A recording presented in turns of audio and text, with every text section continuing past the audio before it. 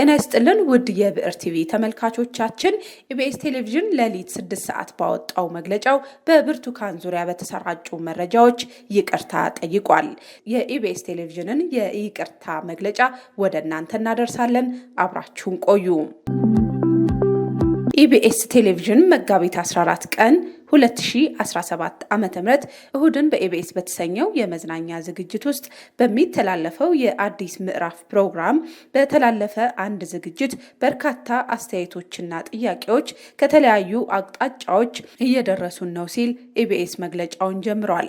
ኢቢኤስ ቴሌቪዥን ማህበራዊና ኢኮኖሚያዊ ጉዳዮችን ወደ መድረክ በማምጣትና የመፍትሄ አካል በመሆን ማህበራዊ ኢኮኖሚያዊ ችግሮችን ለመፍታት የሚተጋ የህዝብ ሚዲያ መሆኑንም አስታውቋል።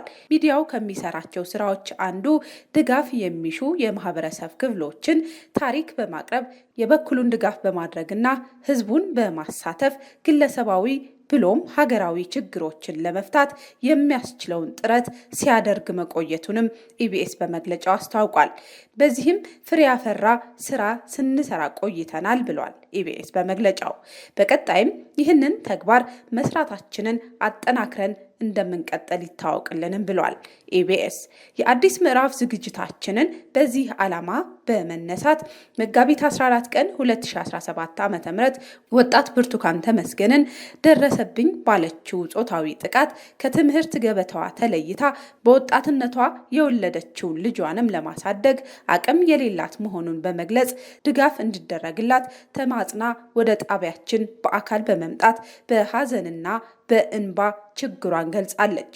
ይህም በሴቶች ላይ እየደረሰ ካለው ጾታዊ ጥቃትና በዚህም ህይወታቸው መራር የሆነባቸውን እህቶቻችንን፣ እናቶቻችንን በመርዳት ላይ ባተኮረ ዓላማ በመነሳት ይህንን ፕሮግራም ወደ ተመልካቾች ለማድረስ ሞክረናል።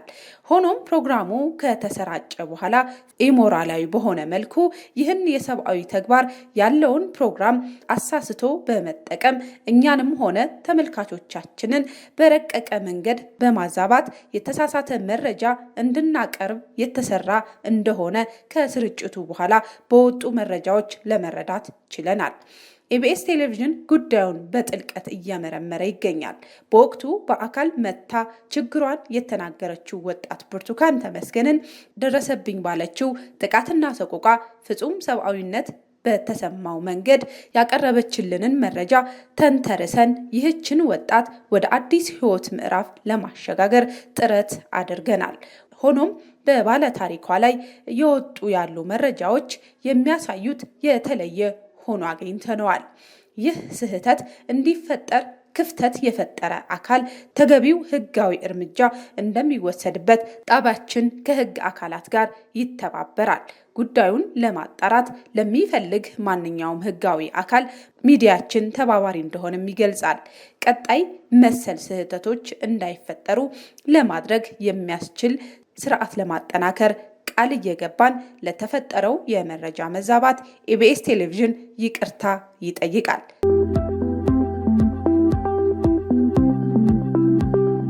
የኢቢኤስ ቴሌቪዥን አዘጋጇ ሉላ ገዙ መታሰሯን በትላንትናው ዕለት መዘገባችን ይታወሳል። ነገር ግን ሉላ ገዙ እንዳልታሰረችና የወጣው መረጃ የተሳሳተ መሆኑን ለማወቅ ችለናል። በመሆኑም ሉላ ገዙ አለመታሰሯና ከኢቢኤስ ቴሌቪዥን አዘጋጆች መካከል የታሰረ ጋዜጠኛ እንደሌለ ለማወቅ ተችሏል። የኢቢኤስ ቴሌቪዥንን የይቅርታ መግለጫ ወደ እናንተ አደረስን። አብራችሁን ስለቆያችሁ ከልብ እናመሰግናለን። ጤና ይስጥልን።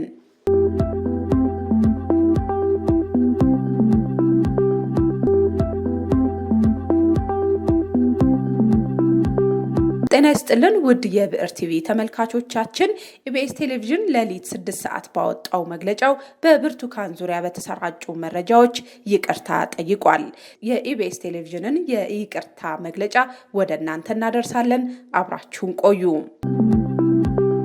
ኢቢኤስ ቴሌቪዥን መጋቢት 14 ቀን 2017 ዓ.ም እሁድን በኢቢኤስ በተሰኘው የመዝናኛ ዝግጅት ውስጥ በሚተላለፈው የአዲስ ምዕራፍ ፕሮግራም በተላለፈ አንድ ዝግጅት በርካታ አስተያየቶችና ጥያቄዎች ከተለያዩ አቅጣጫዎች እየደረሱን ነው ሲል ኢቢኤስ መግለጫውን ጀምሯል። ኢቢኤስ ቴሌቪዥን ማህበራዊና ኢኮኖሚያዊ ጉዳዮችን ወደ መድረክ በማምጣትና የመፍትሄ አካል በመሆን ማህበራዊ ኢኮኖሚያዊ ችግሮችን ለመፍታት የሚተጋ የህዝብ ሚዲያ መሆኑንም አስታውቋል። ሚዲያው ከሚሰራቸው ስራዎች አንዱ ድጋፍ የሚሹ የማህበረሰብ ክፍሎችን ታሪክ በማቅረብ የበኩሉን ድጋፍ በማድረግና ህዝቡን በማሳተፍ ግለሰባዊ ብሎም ሀገራዊ ችግሮችን ለመፍታት የሚያስችለውን ጥረት ሲያደርግ መቆየቱንም ኢቢኤስ በመግለጫው አስታውቋል። በዚህም ፍሬ ያፈራ ስራ ስንሰራ ቆይተናል ብሏል ኢቢኤስ በመግለጫው። በቀጣይም ይህንን ተግባር መስራታችንን አጠናክረን እንደምንቀጥል ይታወቅልንም ብሏል ኢቢኤስ። የአዲስ ምዕራፍ ዝግጅታችንን በዚህ ዓላማ በመነሳት መጋቢት 14 ቀን 2017 ዓ.ም ወጣት ብርቱካን ተመስገንን ደረሰብኝ ባለችው ጾታዊ ጥቃት ከትምህርት ገበታዋ ተለይታ በወጣትነቷ የወለደችውን ልጇንም ለማሳደግ አቅም የሌላት መሆኑን በመግለጽ ድጋፍ እንዲደረግላት ተማጽና ወደ ጣቢያችን በአካል በመምጣት በሐዘንና በእንባ ችግሯን ገልጻለች። ይህም በሴቶች ላይ እየደረሰ ካለው ጾታዊ ጥቃትና በዚህም ሕይወታቸው መራር የሆነባቸውን እህቶቻችንን፣ እናቶቻችንን በመርዳት ላይ ባተኮረ ዓላማ በመነሳት ይህንን ፕሮግራም ወደ ተመልካቾች ለማድረስ ሞክረናል። ሆኖም ፕሮግራሙ ከተሰራጨ በኋላ ኢሞራላዊ በሆነ መልኩ ይህን የሰብአዊ ተግባር ያለውን ፕሮግራም አሳስቶ በመጠቀም እኛንም ሆነ ተመልካቾቻችንን በረቀቀ መንገድ በማዛባት የተሳሳተ መረጃ እንድናቀርብ የተሰራ እንደሆነ ከስርጭቱ በኋላ በወጡ መረጃዎች ለመረዳት ችለናል። ኢቢኤስ ቴሌቪዥን ጉዳዩን በጥልቀት እያመረመረ ይገኛል። በወቅቱ በአካል መታ ችግሯን የተናገረችው ወጣት ብርቱካን ተመስገንን ደረሰብኝ ባለችው ጥቃትና ሰቆቃ ፍጹም ሰብአዊነት በተሰማው መንገድ ያቀረበችልንን መረጃ ተንተርሰን ይህችን ወጣት ወደ አዲስ ሕይወት ምዕራፍ ለማሸጋገር ጥረት አድርገናል። ሆኖም በባለ ታሪኳ ላይ የወጡ ያሉ መረጃዎች የሚያሳዩት የተለየ ሆኖ አግኝተነዋል። ይህ ስህተት እንዲፈጠር ክፍተት የፈጠረ አካል ተገቢው ሕጋዊ እርምጃ እንደሚወሰድበት ጣቢያችን ከሕግ አካላት ጋር ይተባበራል።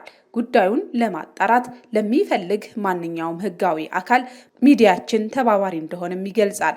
ቀጣይ መሰል ስህተቶች እንዳይፈጠሩ ለማድረግ የሚያስችል ስርዓት ለማጠናከር ቃል እየገባን ለተፈጠረው የመረጃ መዛባት ኢቢኤስ ቴሌቪዥን ይቅርታ ይጠይቃል።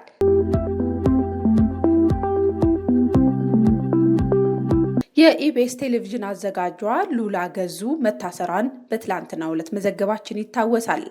ነገር ግን ሉላ ገዙ እንዳልታሰረችና የወጣው መረጃ የተሳሳተ መሆኑን ለማወቅ ችለናል። በመሆኑም ሉላ ገዙ አለመታሰሯና ከኢቢኤስ ቴሌቪዥን አዘጋጆች መካከል የታሰረ ጋዜጠኛ እንደሌለ ለማወቅ ተችሏል። የኢቢኤስ ቴሌቪዥንን የይቅርታ መግለጫ ወደ እናንተ አደረስን። አብራችሁን ስለቆያችሁ ከልብ እናመሰግናለን። ጤና ይስጥልን።